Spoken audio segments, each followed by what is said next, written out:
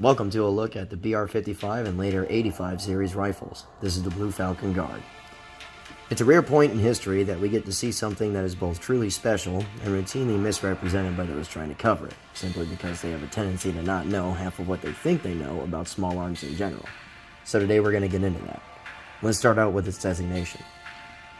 The BR55 is routinely referred to as not a, but the battle rifle.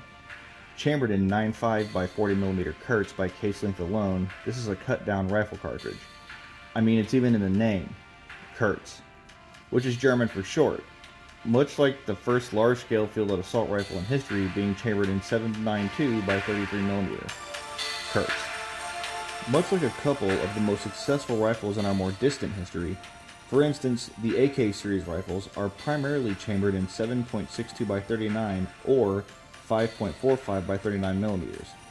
The AR-15 series rifles are chambered in 5.56 by 45 and 7.62 by 35mm or 300 black. These are all intermediate rifle calibers, and in their military configurations are all defined as intermediate caliber, select fire, soft recoiling rifles that were all designated as battle rifles. Which is funny, considering the MA5 is a standard issue service rifle chambered in 7.62 by 51mm, a full power rifle cartridge, or in other words, a battle rifle.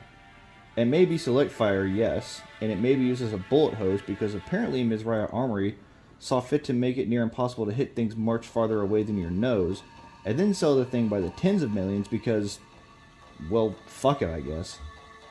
But it is still a battle rifle all the same. But I guess your military designation and advisory teams for categorization just don't need to get the details right if there's a fucking Punisher skull on the side of their business card. Which is something I'm certain their advisory committee has if they're going to be both universally stupid and incorrect. Seeing as the standard issue rifle's optimum engagement range is the same as the optimal effective range of a bunny fart, in 2514 the BR55 would come to be a short 2 years after the M392 DMR, which was adopted by the Army as a replacement for their MA5 as the name implies, a designated marksman rifle.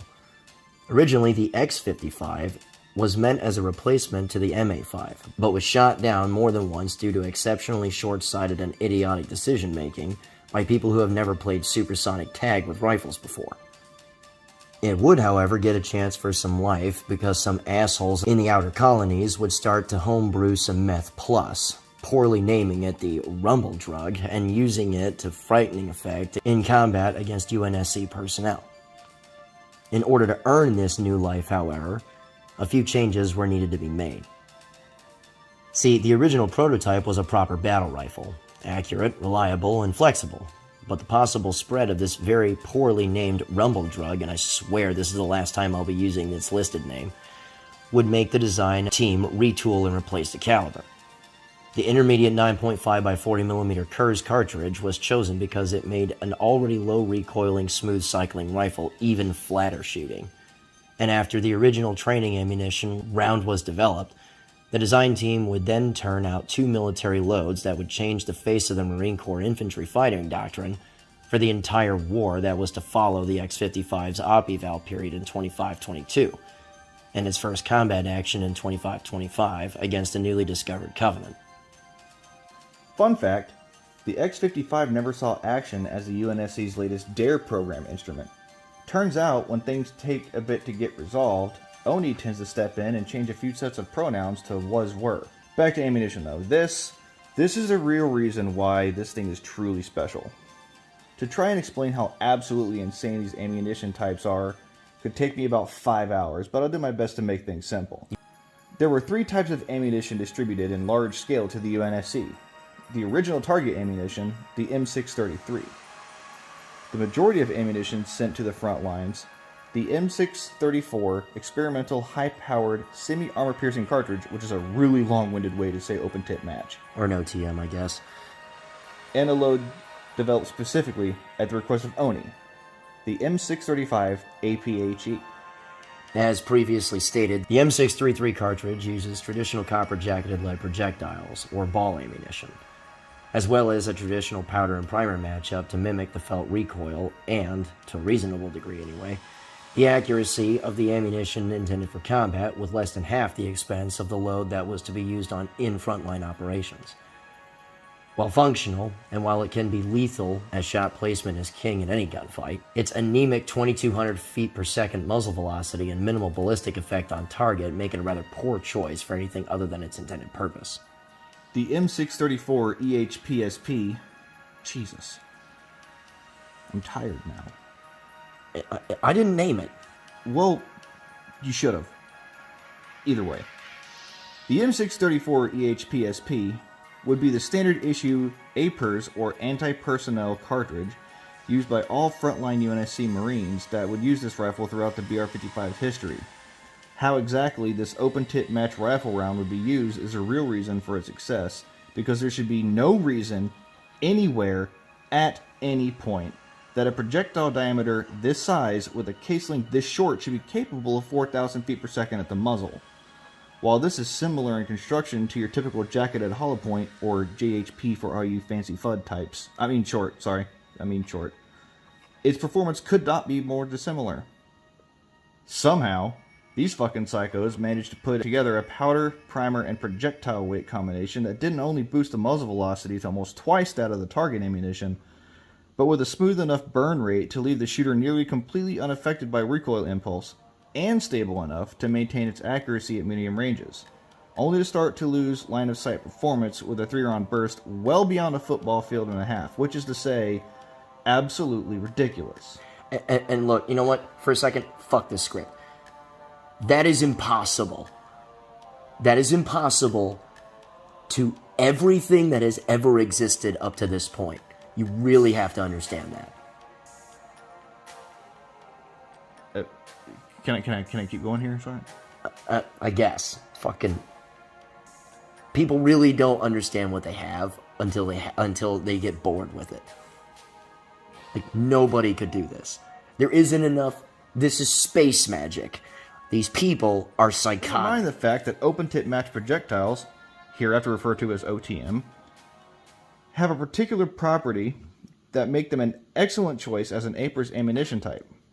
Unlike a typical JHP, which simply expands upon impact, these projectiles are typically moving fast enough to the point that when they penetrate a target, the copper jacket instantly shears away from the lead core, which begins to tumble like all traditional projectiles do, creating a neat little blender effect of hot, jagged, kaleidoscoping metal bits into your forehead.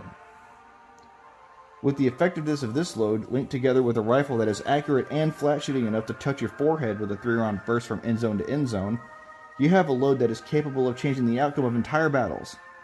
And this isn't even the most terrifying thing that Ms. Riot had cooked up at this point. And before you start to imagine yourself as the man who put Lyndon B. Johnson into office while carrying this thing, the M635 APHE, on the other hand, is the stuff of fucking nightmares.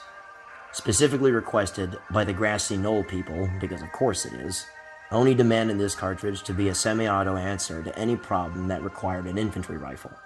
This load would be designed to be similar to the high explosive ammunition used by the M6D without any of the recoil issues, and with the improved performance that a rifle cartridge can provide.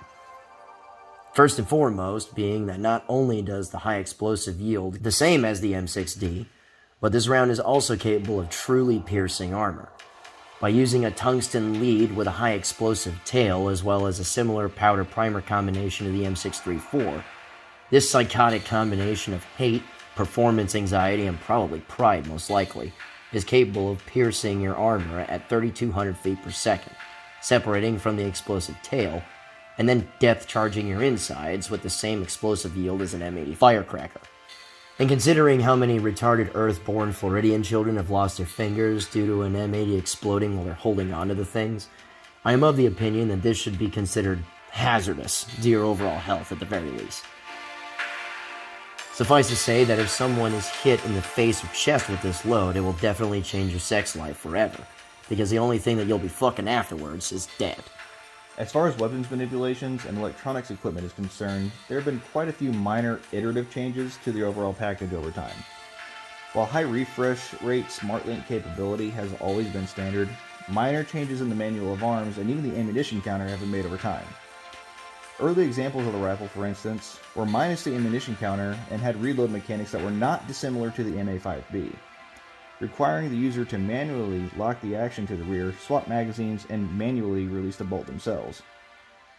Later iterations of the platform would adopt two action styles, both would include an ammunition counter. What would become the standard BR55 action would adopt a totally automated lock and release style mechanism for the bolt, dependent on when the user would depress the magazine release and remove the magazine. Using the system, the rifle would automatically detect when the user was changing magazines and use both the removal and insertion of a magazine to both lock the action to the rear and then release it. Respectively, of course. The BR55 Ehpsp would curiously adopt the same manual of arms of the M5C. While the action would automatically lock to the rear when the magazine was removed, the user would have to manually release the action after inserting a new magazine, because reasons, I guess. They were fielded at similar times, whatever. So as previously stated in a previous lesson, the Marine Corps seems dedicated to both stealing valuable things from you, while not trusting you at all with the simplest of tasks.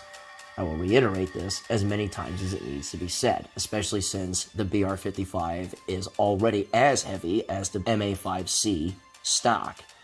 Never mind the fact that the BR55 Ehpsp is a heavy-barreled variant of this, which throws another pound of weight out front because, I guess, fuck your back. Regardless of the minor changes, however, the overall impact that this rifle and ammunition would have on infantry fighting doctrine would be terrifying all the same, to the point that in the later years of the war, Jackals and Elites would start to more routinely carry carbines and beam rifles to counter it with minimal impact. I'm pretty sure it's carbine, but I'm pretty sure it's carbine. Can I continue with the script here, Simon? Is that good? No, fuck this script. I'm pretty sure it's carbine.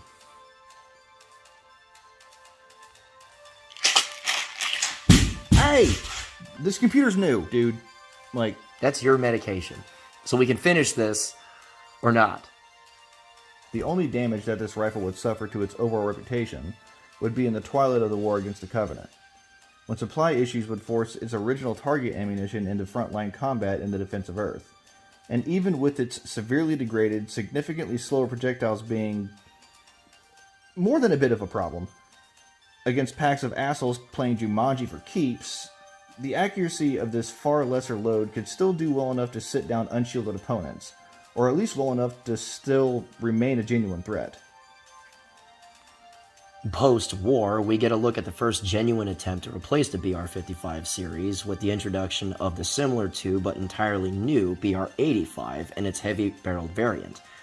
Boasting both a higher rate of fire and more modularity than the legacy rifles, this altogether new weapon system seemed to have some promise. Quite a few examples even entered active service for a few years worth of op eval, only to be shot down in favor of the BR85, simply a more modular BR55. Interestingly though, this seems to be a BR55 that was put together in the dark, with a slower rate of fire, lesser accuracy, and standard projectiles changed to ball instead of OTMs mentioned previously, which translates to a lesser effect on both shielded and, to a certain degree, unshielded opponents, especially when you consider moving targets, especially when you yourself are moving. So we now have a far more expensive, far less capable, generally disappointing representation of the nice things we were allowed to have in previous years, because that just seems to be how things go in recent years with the UNSC. Thousands of goofy armor-having bastards running around, but we can't spend a little money on good infantry rifles and ammo. But I guess somebody up top has to get promoted somehow, even if it does fuck over the regular infantry. Yeah, and we wonder why we don't see many hanging around Spartans anymore these days. And a lot of good Marines just kind of decided they were going to exit service. Remember when the uniforms made us look like fucking Power Rangers? Yeah, those were the days, man. No, they weren't. I mean, yeah. We had military uniforms. I hated those. Those were terrible. Holy fuck. But anyway, right, in dude, closing... I get in a lot later than you, okay? When I got in, that was just... that was what we had, okay? I thought it was cool with the freaking beret and the armor and... Anyway. You motherfuckers are just really jealous that you never got the eyepieces. Yeah. Very, very jealous, okay? It looked cool. Ugh, you were one of those types that only really fought like the Transformers, basically. That's what we call, what are those people that never have sex call them? Prometheans? In closing, after all the years of service and iterative changes, this thing has always just barely squeaked by in every mission it's ever been involved in, enough to require it for every situation, either as a primary or a backup. Whether you're a scout sniper, anti-tank assaultman, entry guy, or the guy that's determined to have as many plasma pistols attached to his body as possible because he's a disgusting piece of shit, or just another leg trying to two-hand broom carpets of assholes off your lawn until they get the message and go back the way they came. This rifle has been more than a proper solution for anyone needing to solve their issues with a stick rather than carrot. And it would seem that as far as service life goes, this seems to be one of the few examples of military hardware that earns its right to stick around and hold back the coming dark. But I guess that's the end of this whole deal. If you stuck around this long, congratulations. You're a fucking nerd, and I'm real appreciative of that fact. Yeah, this took far too much research, redrafting. Especially the redrafting. So much redrafting. Holy fuck. And head-scratching on how to make all this space magic bullshit make sense. I swear to fuck, the guy that they use as a military advisor and designator for very specific and also very incorrect and impossible shit. For two companies, by the way. So this is either the same guy that's fucking up all the time, or it's just repetitive L's in the research department. Yeah, he strikes me as one of those guys that is so bad at it that people think he's good. Well, he absolutely has to be one of those dudes that's named like Bud with a fucking Punisher skull on his business card, because there's no way any of this made sense to anybody that knew half of what they think they know, to include History Channel people. Like, which is annoying, because you'd think that the gun stuff in their shooting game would be wired a little tight, but holy McFuck, it ain't. So yeah, in order to make all this nonsense make sense, just like the last video, we had to do some gun guy gymnastics in order to make all this work. And we're glad that you guys stuck around, at least to see the end point of all this frustration. I have absolutely no clue what I'm going to tackle next, but be assured I'm probably going to make my brain melt, and the detail I'm going to require will likely make my new editor here grind his ADHD meds, medical grade speed basically, into a fine powder, grab a large straw, and hoover it like he's financially successful enough to just willy-nilly that shit into his nose, and then promptly use a box cutter to peel his own face off. But in time, I guess we'll get there. But I guess that's all for now. Thanks for watching. You know, post-scriptum and all this, we're probably gonna do like mech stuff. We're probably gonna do mech stuff. I'm not sure, like the BattleTech thing. Maybe start with a Timberwolf just because that's easy, and yeah, there's that. But you know, as far as all this, I'm actually really glad you guys stuck around. The muzzle velocities, by the way, that was a pain in the ass, because for those that don't know, there is no hit scan weapon in any Halo game ever. It is all projectile, including the Spartan laser and stuff, which is actually several projectiles, not just one. But I guess we'll go over that stupid shit at another time. But like, everybody thought the Halo 2 battle rifle, for instance, was a hit scan gun. I'm not sure if you thought so or not. But it ain't. And when you actually have to figure out how fast the friggin' projectiles go, it's like, okay, now this is space magic territory. I'm not surprised, because it's in space. No, but they're using bullets. Their ships make more sense, even though the scaling kind of fucked. It makes sense to make... It's like, look, their shielding kicks our ass. I'm just going to make all of our ships flying fucking rifles. Space. Yeah, but they try to do this military thing, and it's like the small arm... Fucking... Like... None of this makes sense at all, which is why it's so frustrating and why it takes 11 redrafts to make a cohesive script anyway. But I guess that's the end of all this. What do you have to say? Fuck you, got it. Well, take it easy, guys. Appreciate you watching.